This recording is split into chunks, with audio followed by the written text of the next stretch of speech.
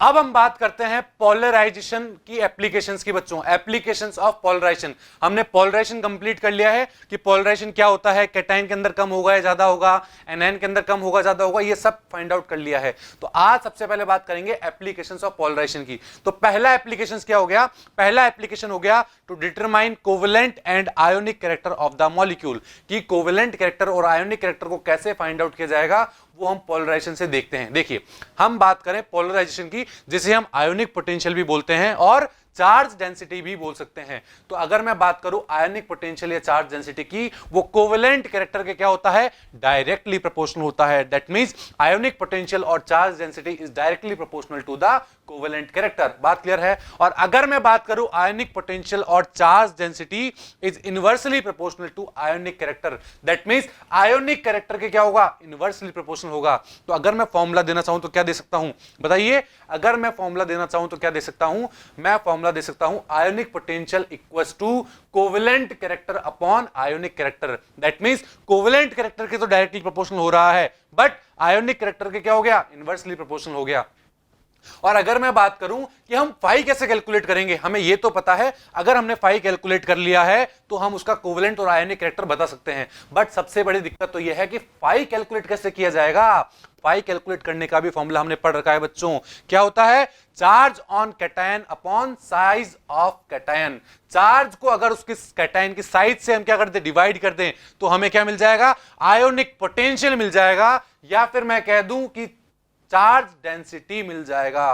बात क्लियर है, समझ में आया। तो क्या कंक्लूजन हुआ, so as we move left to right in a period, किसी पीरियड में हम अगर लेफ्ट से राइट मूव करते हैं तो साइज क्या हो जाती है, साइज डिक्रीज हो जाती है। और अगर साइज डिक्रीज हो गई तो आयोनिक पोटेंशियल बढ़ जाएगी, और आयोनिक पोटेंशियल बढ़ता है तो कोवेलेंट कैरेक्टर भी बढ़ता है। और कोवेलेंट कैरेक्टर बढ़ता है, क्यों बढ़ता है कोवेलेंट कैरेक्टर, क्योंकि आयोनिक पोटेंशियल कोवेलेंट कैरेक्टर के डायरेक्टली प्रोपोर्शनल है। अगर आयोनिक पोटेंशियल बढ़ेगा तो कोवेलेंट कैरेक्टर भी बढ़ेगा।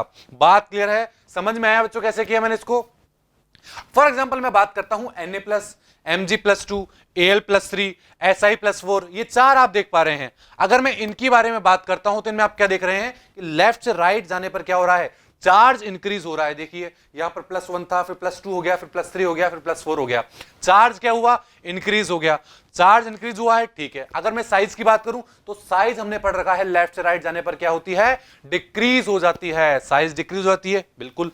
अगर साइज डिक्रीज हुई है, चार्ज इंक्रीज हुआ है, तो आयोनिक पोटेंशियल या मैं कह दूं फाई क्या हो जाएगा, फाई इंक्रीज हो जाएगा। क्या हो जाएगा, फाई इंक्रीज हो जाएगा। और अगर मेरा फाई इंक्रीज हो गया है, चार्ज डेंसिटी इंक्रीज हो गया है, आयोनिक पोटेंशियल इंक्रीज हो गया है, तो कोवेलेंट कैरेक्टर भी इंक्रीज हो जाएंगे। बिल्कुल, उसमें कोवेलेंट कैरेक्टर इंक्रीज हो जाएंगे, और कोवेलेंट कैरेक्टर इंक्रीज हो गए तो आयोनिक कैरेक्टर डिक्रीज हो जाएंगे। ये पूरा कॉन्सेप्ट बच्चों समझ में आया है, नहीं आया, आपको समझ में आया यहां तक। अब मैं बात करता हूं on going down in A group. अगर किसी ग्रुप में मैं ऊपर से नीचे मूव करता हूं तो हमने क्या पढ़ा हुआ है, हमने पढ़ा हुआ है साइज ऑफ एटम इंक्रीज होती है। दैट मीन जैसे जैसे मैं ऊपर से नीचे आऊंगा तो मेरी साइज इंक्रीज हो जाएगी, और अगर साइज इंक्रीज होती है तो आयोनिक पोटेंशियल क्या हो जाएगा, डिक्रीज हो जाएगा। क्योंकि हमने पढ़ा था आयोनिक पोटेंशियल के फॉर्मूले में चार्ज अपॉन साइज था। दैट मीन साइज के तो इनवर्सली प्रोपोर्शनल चल रहा था, और इनवर्सली प्रोपोर्शनल मतलब अगर साइज बढ़ रही है तो आयोनिक पोटेंशियल कम हो जाएगा, और अगर आयोनिक पोटेंशियल कम हुआ है तो कोवेलेंट कैरेक्टर भी कम हो जाएगा, और कोवेलेंट कैरेक्टर अगर कम हुआ है तो आयोनिक कैरेक्टर बढ़ जाएगा। बात क्लियर है, समझ में आया कैसे किया मैंने along the group. For example मैं बात करता हूं Li+ की, Na+ की, K+ की, Rb+, Cs+। इसके अंदर क्या देख पा रहे हैं बच्चों, ये सब क्या है, मेरे एल्कली मेटल्स के आयन बना रखे हैं मैंने।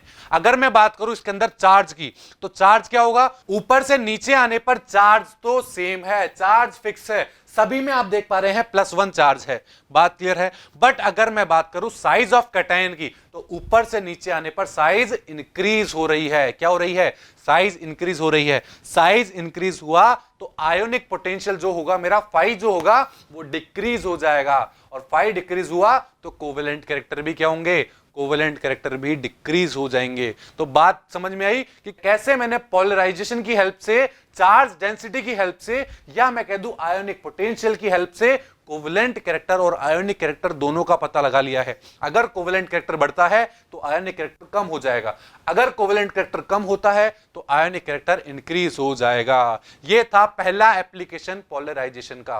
अब मैं बात करता हूं दूसरा क्या हो जाएगा, मेल्टिंग पॉइंट और बॉइलिंग पॉइंट। मेल्टिंग पॉइंट और बॉइलिंग पॉइंट पे क्या फर्क पड़ता है उसके बारे में बात करते हैं। So the melting point and boiling point is inversely proportional to the polarization। क्या बोला, मैं बोलता हूं कि जो polarization अगर ज्यादा होता है तो melting point और boiling point कम होगा। अगर polarization कम हुआ है तो melting point और boiling point क्या हो जाएंगे, मेल्टिंग पॉइंट और बॉइलिंग पॉइंट इंक्रीज हो जाएंगे। बात क्लियर है। और मैं इसको दूसरी तरह कैसे कह सकता हूं, मैं बोल सकता हूं कि मेल्टिंग पॉइंट और boiling point is inversely proportional to covalent character. अगर पोलराइजेशन के इनवर्सली प्रोपोर्शनल है मेल्टिंग पॉइंट और बॉइलिंग पॉइंट, तो कोवेलेंट कैरेक्टर के भी इनवर्सली प्रोपोर्शनल ही होंगे। क्यों? क्योंकि polarization is directly proportional to covalent character. बात समझ में आई यहां तक। फॉर एग्जाम्पल मैं बात करता हूं, find the decreasing order of melting point of the compound. हमको एक क्वेश्चन दिया गया है, मान लीजिए हमें बताना है इनका मेल्टिंग पॉइंट का ऑर्डर क्या होगा। और क्वेश्चन में क्या है, देखिए कंपाउंड्स BeCl2 है, MgCl2 है, CaCl2 है, SrCl2 है और एक BaCl2 दे रखा है। इनके अंदर हमें पता लगाना है कि मेल्टिंग पॉइंट का ऑर्डर क्या होगा। तो सबसे पहले क्या करेंगे, पोलराइजेशन चेक कर लेंगे।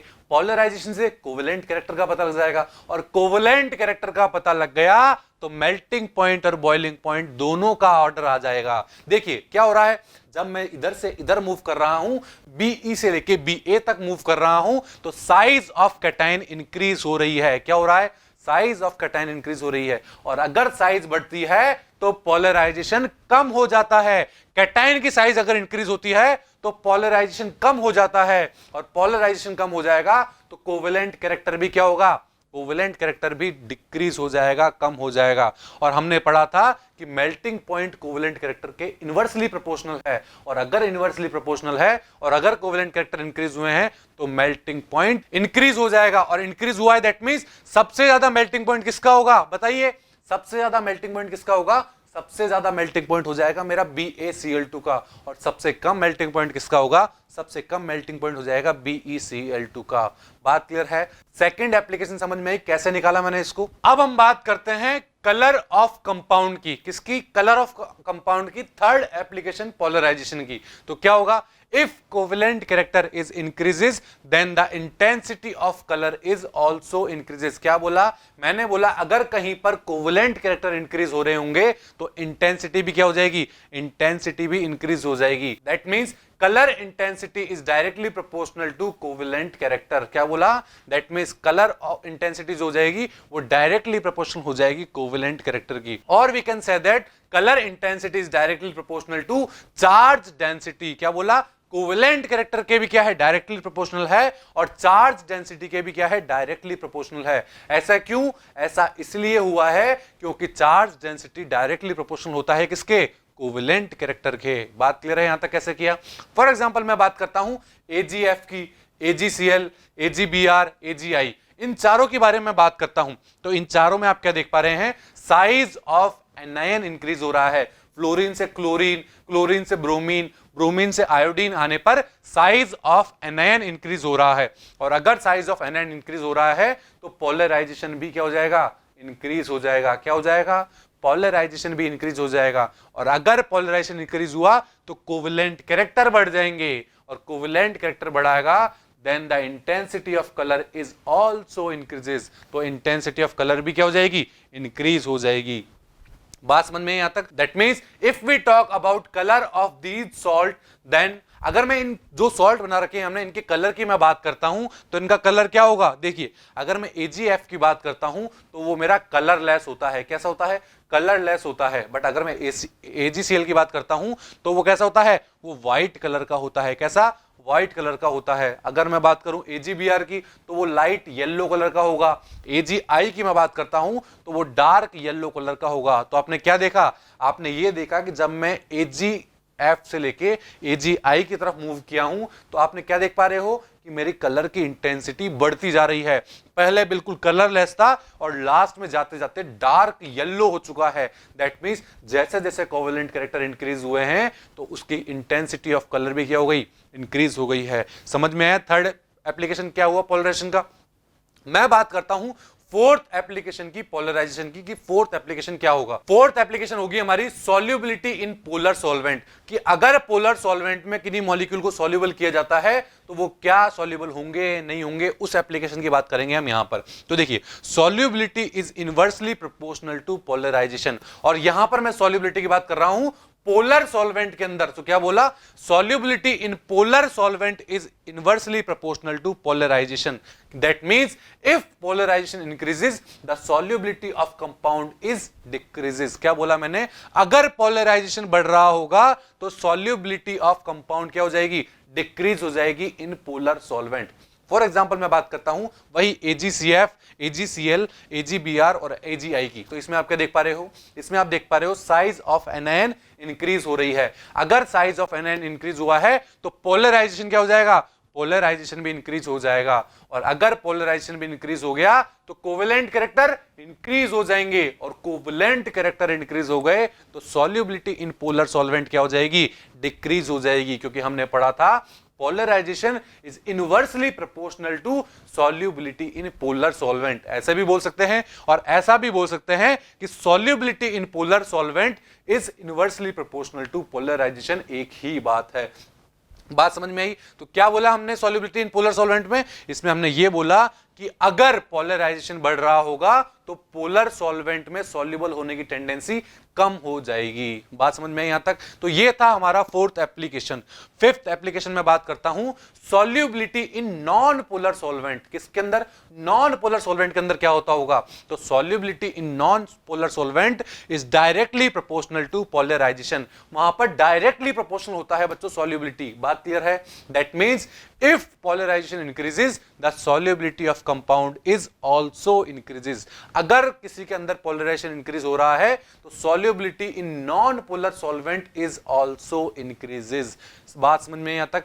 फॉर एग्जाम्पल मैं बात करता हूं वही एग्जाम्पल लेके AgF, AgCl, AgBr और AgI। यहां पर आप क्या देख पा रहे हो, वही साइज ऑफ एनायन क्या हो रही है, इंक्रीज हो रही है। दैट मींस फ्लोरीन सबसे छोटा है, आयोडीन सबसे बड़ा है, तो साइज ऑफ एनायन इंक्रीज हो गया है। और साइज ऑफ एनायन अगर इंक्रीज हुआ है तो पोलराइजेशन क्या हो जाएगा, पोलराइजेशन भी इंक्रीज हो जाएगा। और अगर पोलराइजेशन इंक्रीज हो गया तो कोवेलेंट कैरेक्टर इंक्रीज हो जाएगा।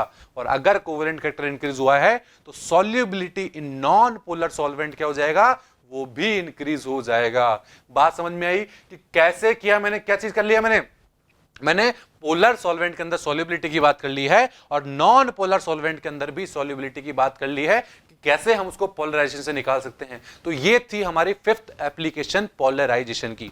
अब मैं बात करता हूं सिक्स्थ एप्लीकेशन की पोलराइजेशन की, और वो है हमारी acidic nature of oxide. Oxide के एसिडिक नेचर की बात करता हूं कि वो कैसे होंगे। देखिए, if the polarization increases then the acidic nature of oxide is also increases. अगर पोलराइजेशन इंक्रीज हो रहा होगा तो उन कंपाउंड का एसिडिक नेचर भी क्या होगा, इंक्रीज हो जाएगा। फॉर एग्जांपल मैं बात करता हूं Li2O, Na2O, K2O, Rb2O। इन ये मेरे क्या है, ये मेरे सब मेटलिक ऑक्साइड्स हैं। बात क्लियर है। देखिए, अब आप क्या देख पा रहे हैं कि जब मैं Li से Rb की तरफ मूव कर रहा हूं तो क्या हो रहा है, साइज ऑफ कैटायन इंक्रीज हो रहा है। साइज ऑफ कैटायन इंक्रीज हो रहा है। और अगर साइज ऑफ कैटायन इंक्रीज होगा तो पोलराइजेशन क्या हो जाएगा, पोलराइजेशन डिक्रीज हो जाएगा। पोलराइजेशन डिक्रीज हो जाएगा। और अगर पोलराइजेशन डिक्रीज होगा तो कोवेलेंट कैरेक्टर भी डिक्रीज हो जाएंगे। कोवेलेंट कैरेक्टर डिक्रीज हो जाएंगे। और अगर कोवेलेंट कैरेक्टर डिक्रीज होंगे तो एसिडिक नेचर ऑफ ऑक्साइड क्या हो जाएगा, एसिडिक नेचर ऑफ ऑक्साइड भी डिक्रीज हो जाएगा। तो ये बात थी हमारी पोलराइजेशन के बारे में। हमने क्या क्या पढ़ा, इसमें पहला एप्लीकेशन हमने पढ़ा था कि किस तरह कोवेलेंट कैरेक्टर और आयोनिक कैरेक्टर को डिटरमाइन किया जाता है, किसकी हेल्प से, आयोनिक पोटेंशियल की हेल्प से। सेकंड हमने इसके अंदर बात करी कि किस तरह इसके अंदर हम मेल्टिंग पॉइंट और बॉइलिंग पॉइंट निकालेंगे जो कि पोलराइजेशन के क्या थे, इनवर्सली प्रोपोर्शनल थे। थर्ड हमने बात करी थी कलर ऑफ कंपाउंड की, या मैं कह दूं इंटेंसिटी ऑफ कंपाउंड की। फोर्थ में बात करूं, फोर्थ था हमारा सॉल्युबिलिटी इन पोलर सॉल्वेंट, कि पोलर सॉल्वेंट में सॉल्युबिलिटी पे क्या फर्क पड़ेगा। फिफ्थ हमने बात करी थी कि solubility in non polar solvent, कि नॉन पोलर सॉल्वेंट में किस तरह सॉल्युबिलिटी पे फर्क पड़ा। और सबसे लास्ट में हमने बात करी थी एसिडिक नेचर ऑफ ऑक्साइड्स की, कि अगर पोलराइजेशन इंक्रीज होगा तो नेचर ऑफ ऑक्साइड पे क्या फर्क पड़ेगा। ये सब बात करी थी हमने पोलराइजेशन की एप्लीकेशंस के बारे में। सो आई होप आप सबको ये समझ आया होगा। Thank you.